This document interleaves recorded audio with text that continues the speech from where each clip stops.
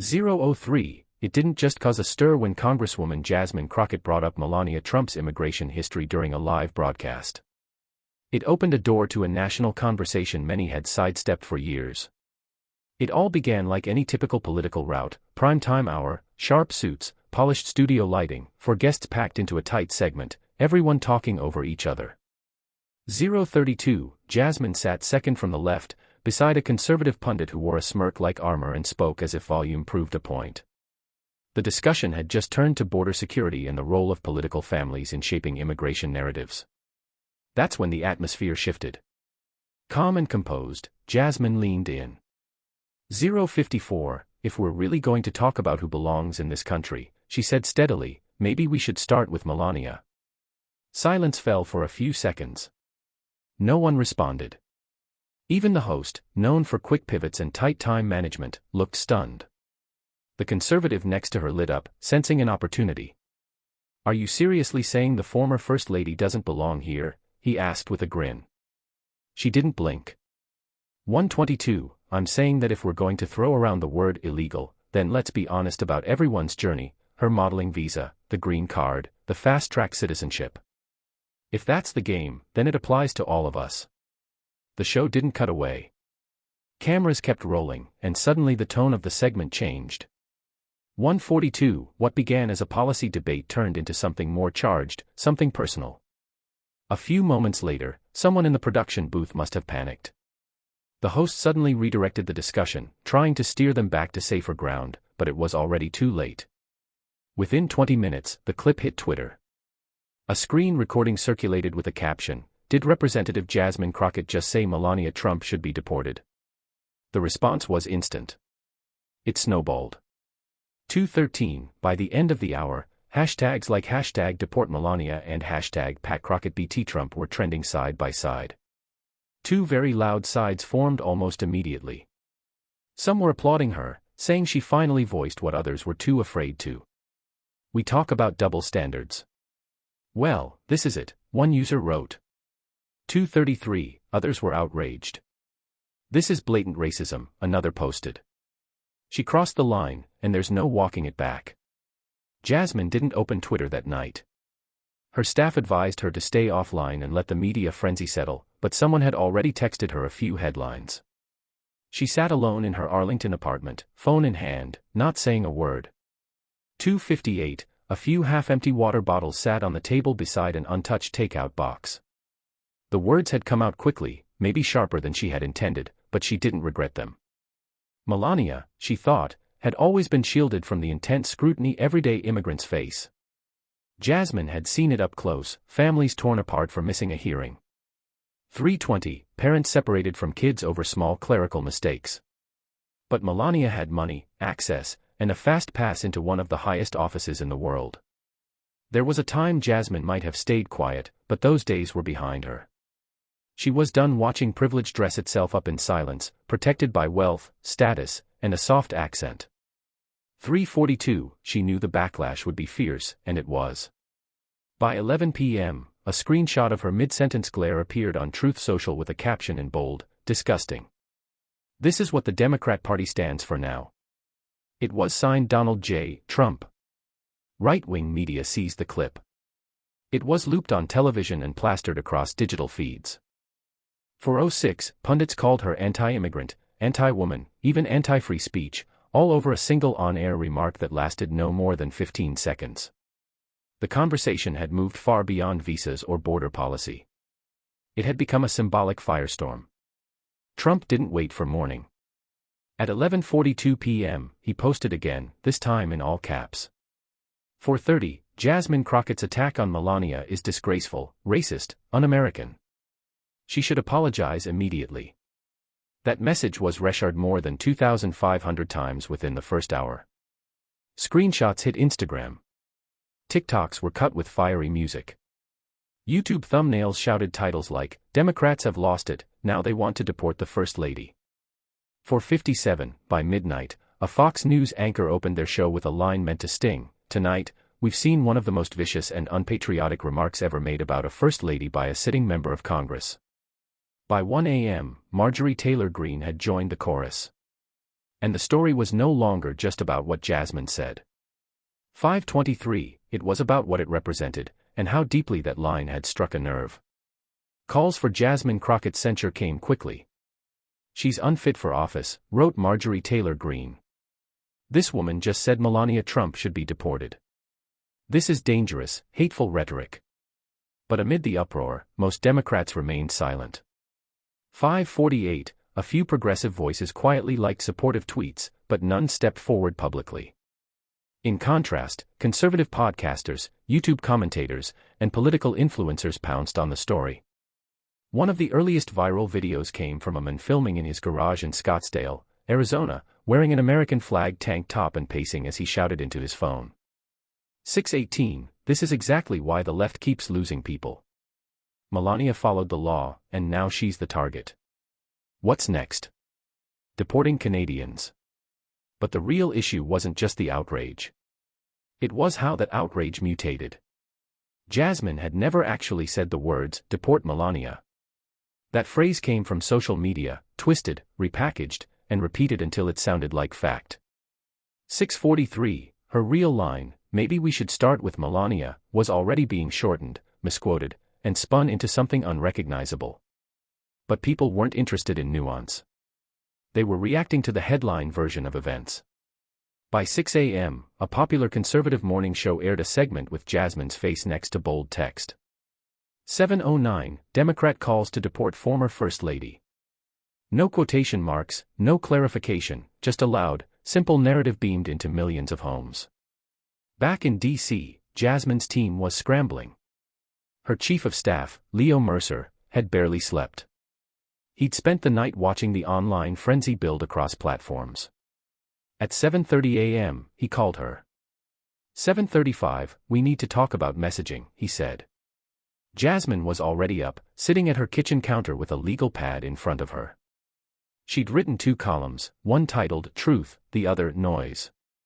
Under Truth, she'd scribbled, "Didn't say deport. Hypocrisy is real. Not apologizing." Leo kept his tone measured. 7:55, "Right now, people think you said something you didn't, so we need to remind them of what you actually said." Jasmine didn't look up. That only works if people are listening. Right now, they're not. He hesitated. "This is spreading like wildfire, Jazz." She paused. "I'm not walking it back, Leo. If I backpedal, they win. If I stand firm, they'll try to drown me anyway." 8:16, he exhaled. "Then we better figure out how to say it with intention, not just as damage control." By 8 a.m., 3 aides had joined her in the apartment, laptops open, phones lighting up nonstop. They started drafting a statement, but Jasmine cut them off. "No press release," she said. "If I respond, I do it myself, and I do it live." 8:43, "But then we can't control the questions," one of them pointed out. "That's the point," Jasmine said. "I don't need a script. I need the truth to have oxygen." By late morning, she'd committed to appearing on a national morning show the next day. It wasn't going to be friendly, and that's exactly why she picked it. 9:06, this was no longer about one moment, one comment, or even one person. It was about how outrage mutates into misinformation, and how fast the story moves once it does. But behind all the noise, a quieter narrative was beginning to resurface, one that hadn't been publicly revisited in years: Melania Trump's immigration story. 9:32, Melania now arrived in the United States in 1996. She was 26, originally from Slovenia, and trying to make a name for herself as a model in New York. She entered the country on an EB-1 visa, known informally as the Einstein visa, intended for individuals with extraordinary talent. Some believed she qualified, others questioned it. The truth was murky. 10:01, the modeling industry, especially in the 90s, thrived on exclusivity and insider connections. Melania had both. She worked with prominent photographers, walked high-profile runways, and eventually began dating a well-known real estate mogul, Donald Trump. Within 5 years of her arrival, she secured a green card. 10:25, by 2006, she had full U.S. citizenship. Technically, everything was above board, but her path had always raised eyebrows, not because she broke any laws, but because the process appeared unusually smooth. The EB-1 visa is rare, especially for someone without international awards or major media fame. Her green card came faster than most. 1049, her citizenship timeline was accelerated compared to many families waiting in line. Still, Melania rarely spoke about it.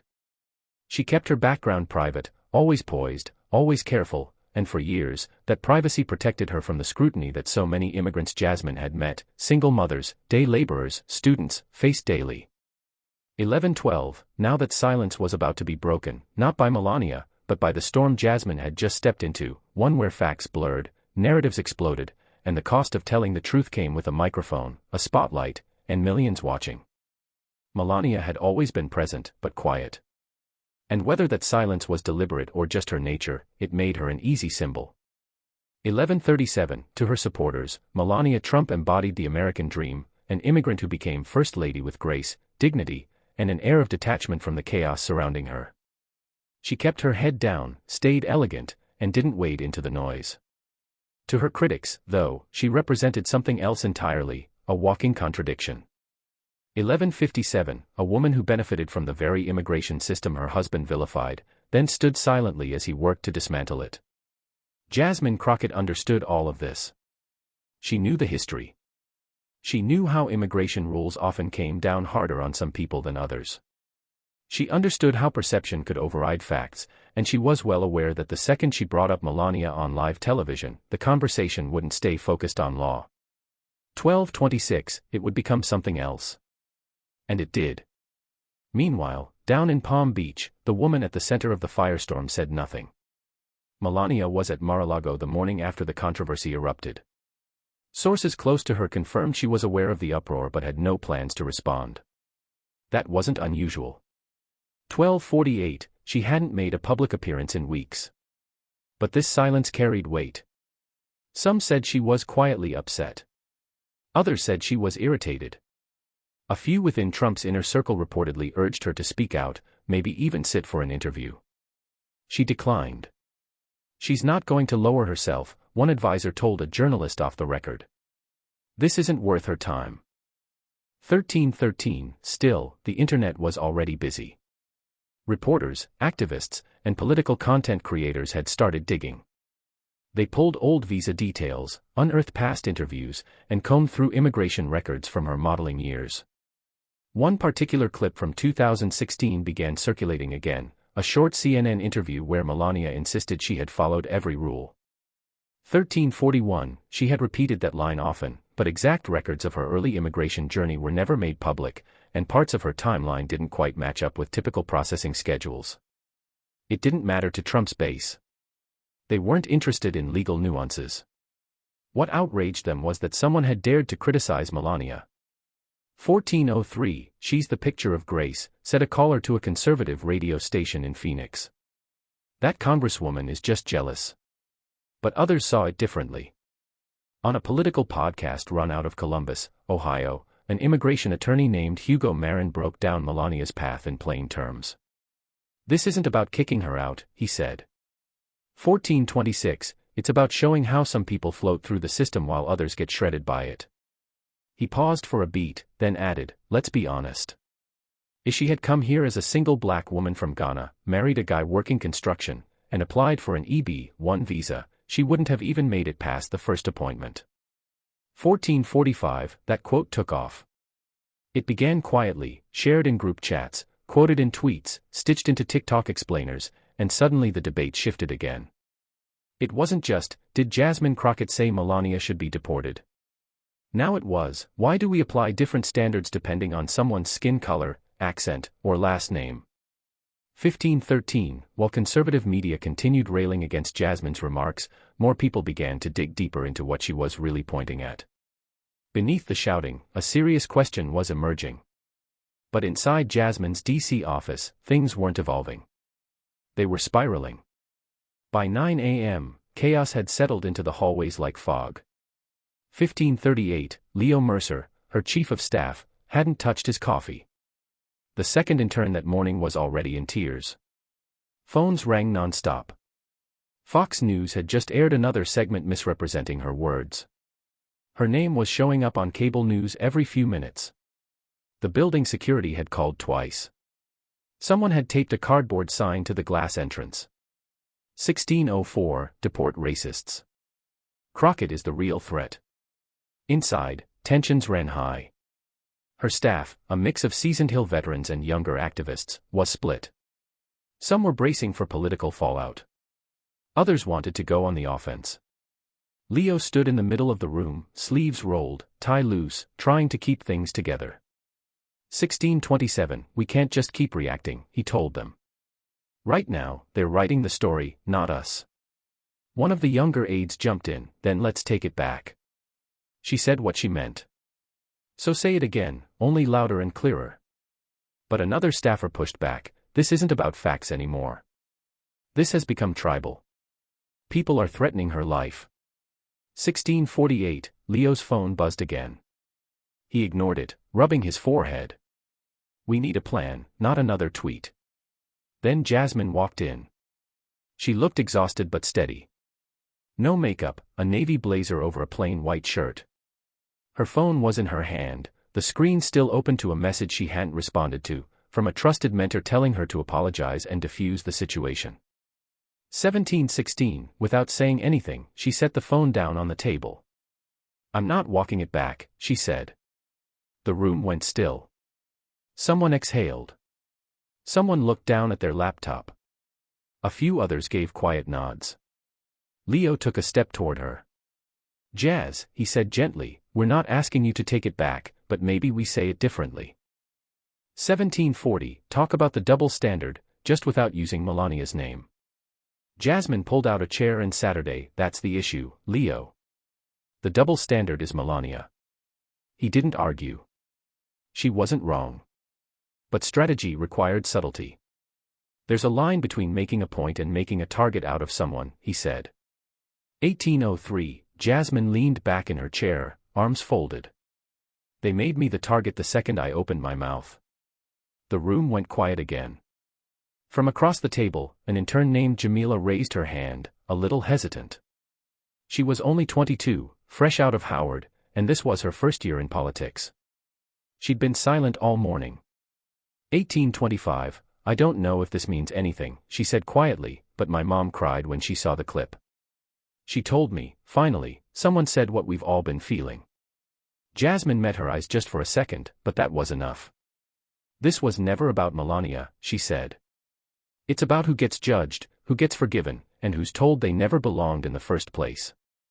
1853, Leo cleared his throat. We need to get ahead of this. Trump's team isn't going to let it drop.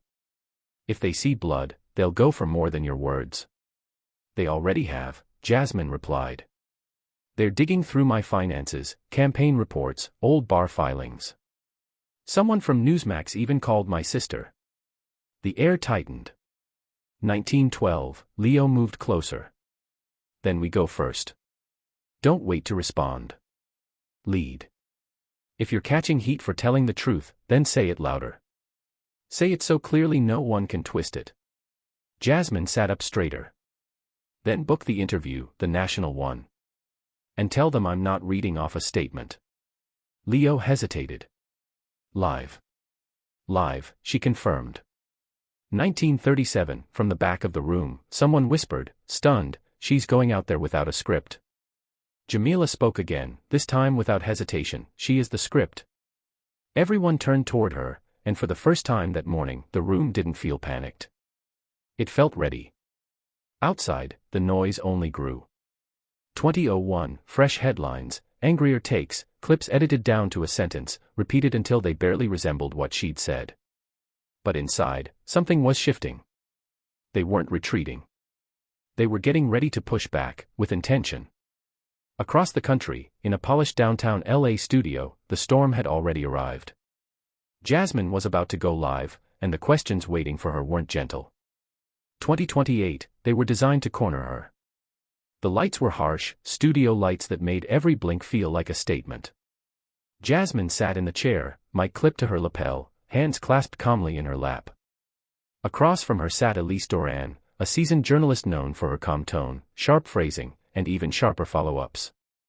2050, They were live on America Morning Focus, a national morning show with nearly 4 million viewers.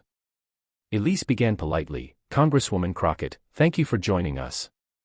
Jasmine gave a slight nod. "Thanks for having me." No chatter, no handshake. Elise got right to it. "We've all seen the clip," she began. "I want to give you the opportunity to clarify. 2114, did you call for Melania Trump to be deported?" Jasmine didn't flinch. "No, I didn't say deport. What I said was, if we're going to judge who deserves to be in this country, we need to stop pretending some people are above being questioned." Elise tilted her head. "But you do understand how that came across to many Americans." "I do," Jasmine said. 2136, and maybe that's a good thing, because it forced people to ask why Melania's immigration story is considered untouchable, while others, especially people who look like me, are torn apart over missing papers. Elise leaned in slightly. "Some have called your comments anti-immigrant, even racist." Jasmine didn't miss a beat. 2201, I'm the daughter of immigrants. My father came here on a student visa. My mother worked night shifts cleaning offices. Nobody gave us a shortcut. I'm not anti-immigrant. I'm anti-double standard." There was a pause. Elise glanced at her notes. "So, just to be clear, you believe Melania Trump benefited from preferential treatment?"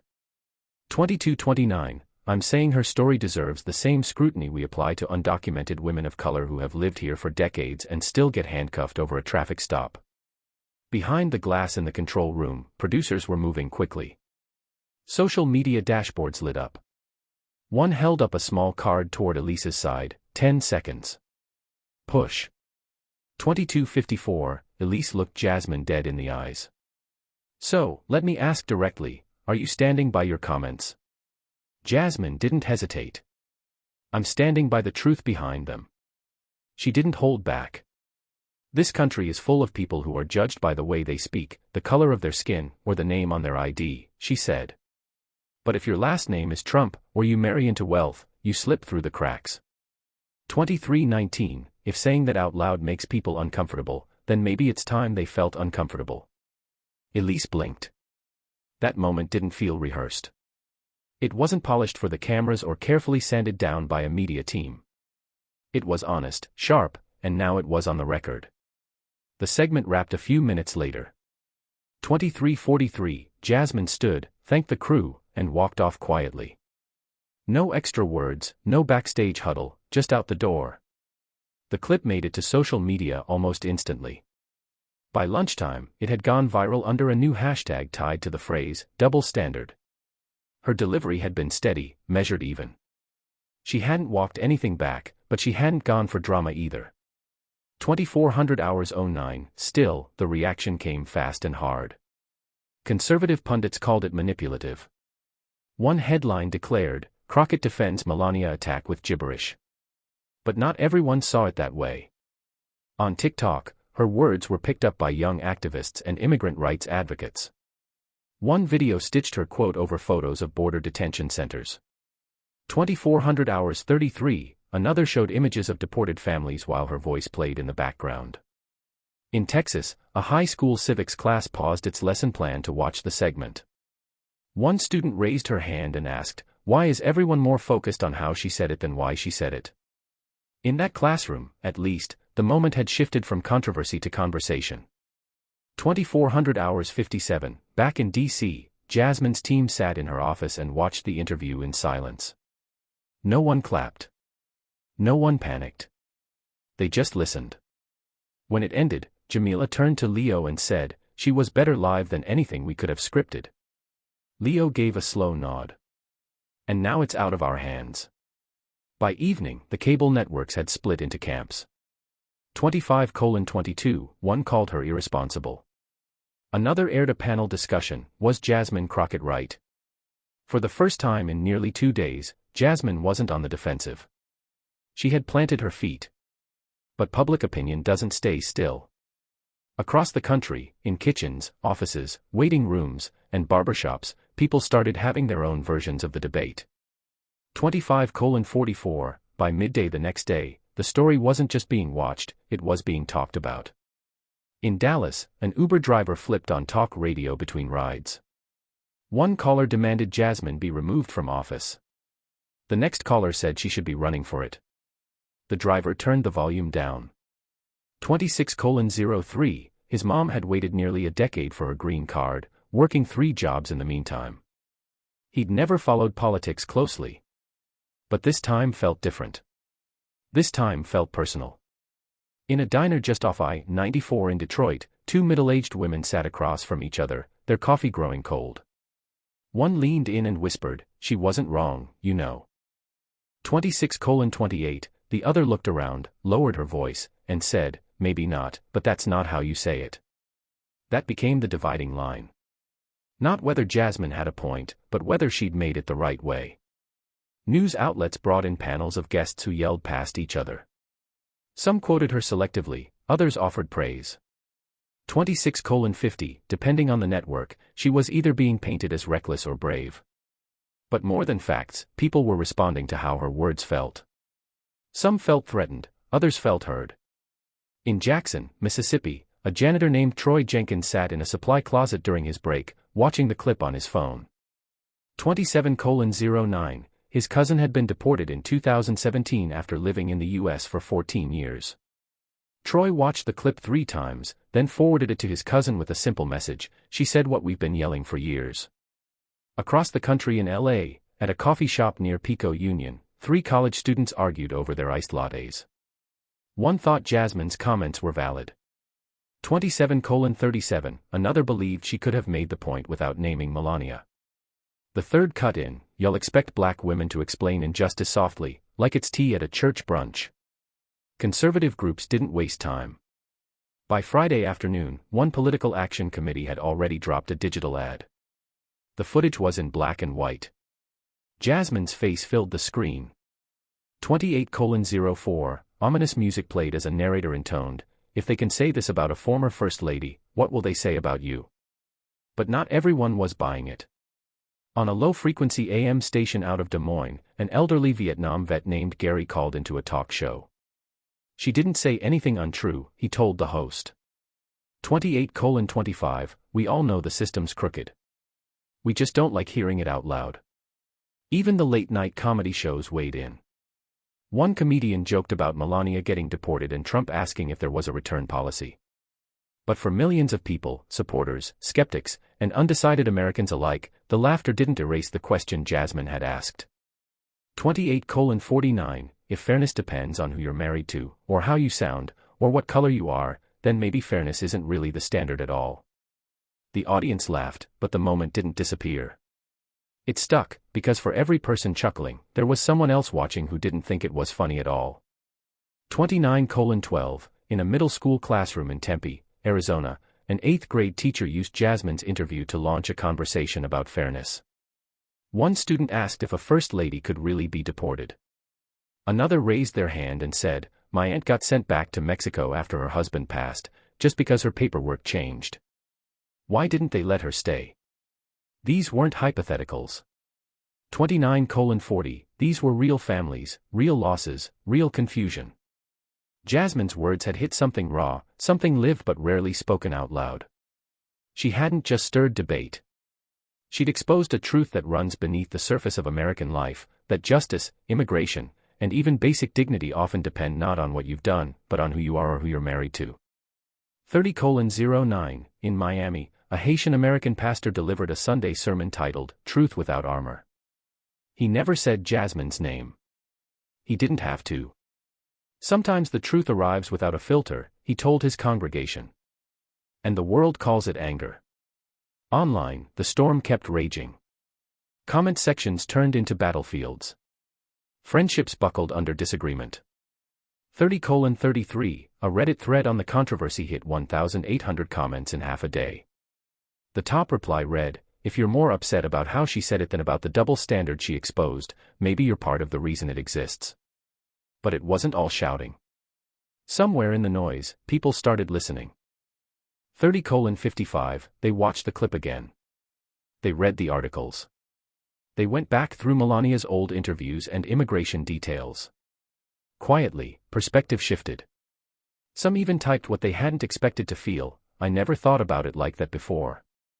And Jasmine's team noticed. There was momentum, not just from activists or pundits, but from regular people, workers, teachers, students, families. 31:23, even a few journalists who'd rushed to condemn her were starting to soften their tone. Jasmine hadn't flipped the system, but she'd nudged it, and people were paying attention.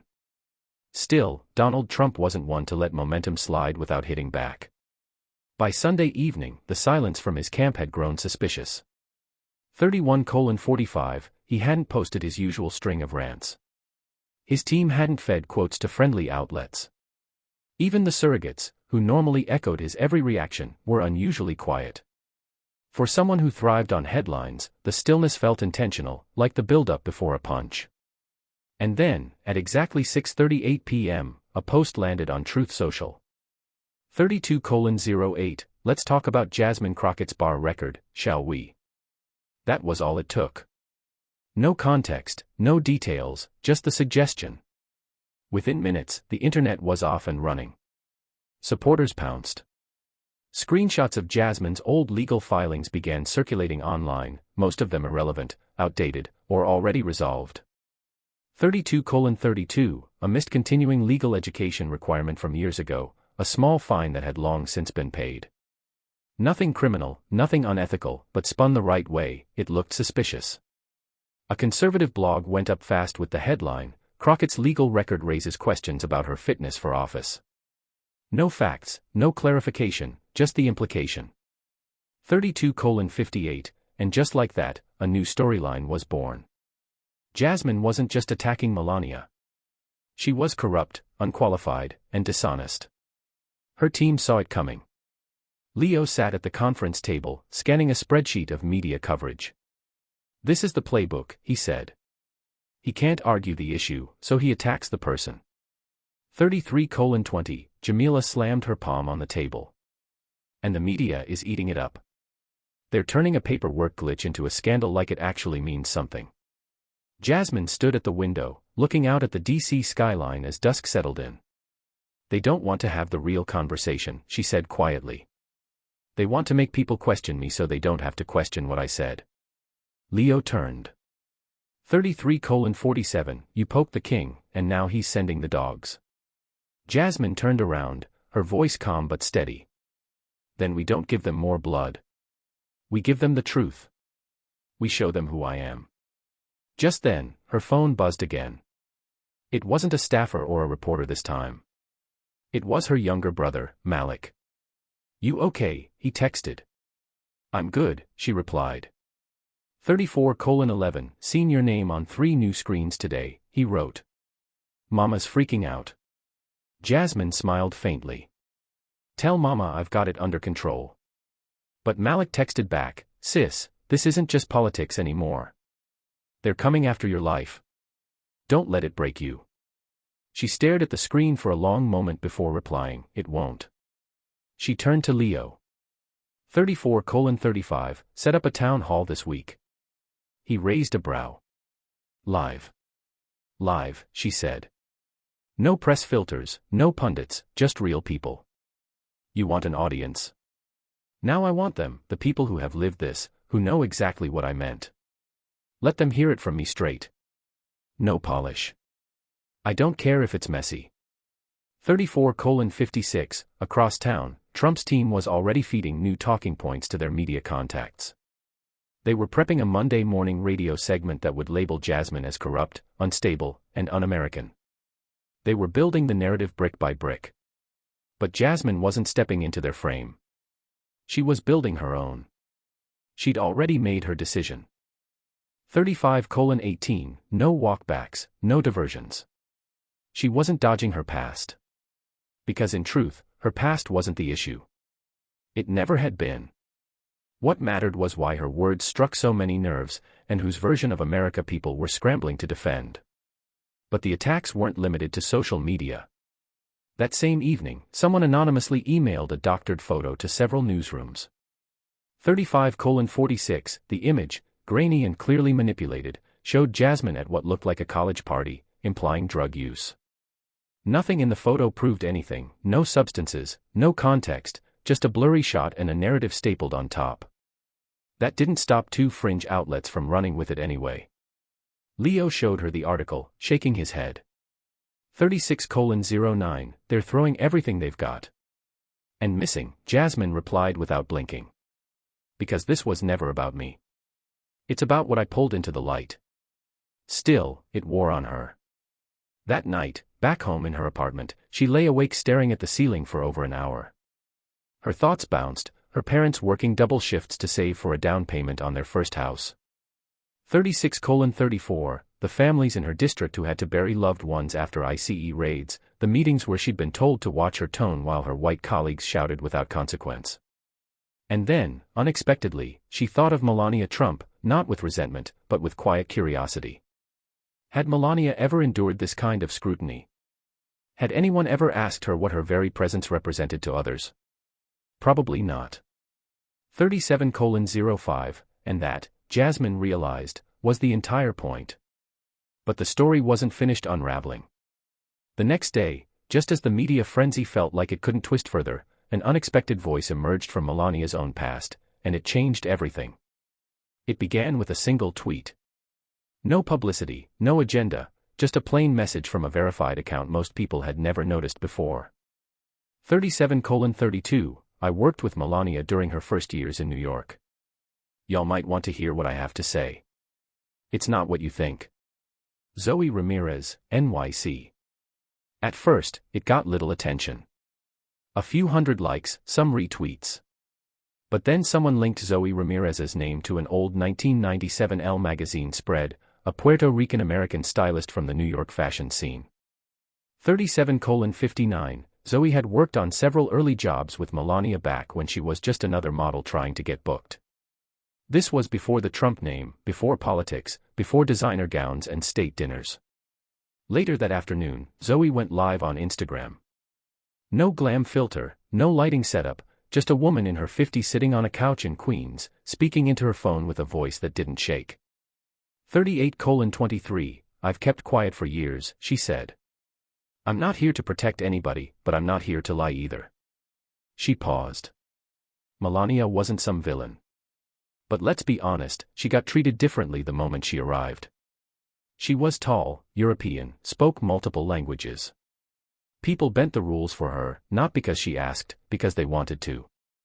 38:44, the comments started flooding in.